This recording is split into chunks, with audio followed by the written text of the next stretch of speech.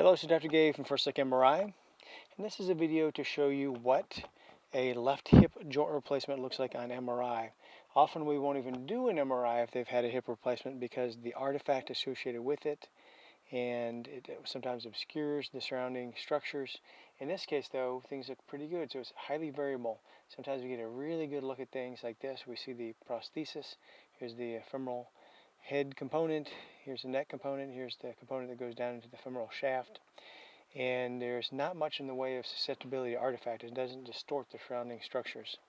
Now incidentally, on this patient, on the right hand side, they also have some mild avascular necrosis here. The femoral head, this well-defined linear band of abnormal signal, is chronic AVN that's very mild, luckily, and they've had the left hip replaced because of AVN, and they're having symptoms on the right hand side, but here on the left we do see some interesting things. We see some increased signal here in the femoral shaft adjacent to the tip of the prosthesis, so this is some mild stress reaction.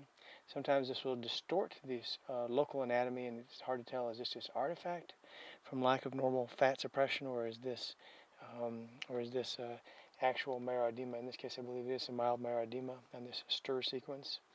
Also in this patient we see there's fluid behind the left hip joint, and so we see that there's a little communication between the hip joint and this area.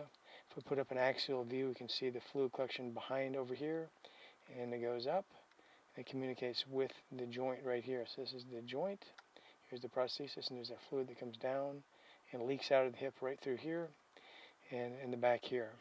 Here's your gluteus maximus muscle. So we can see some pretty good anatomy even with a patient who has a hip replacement.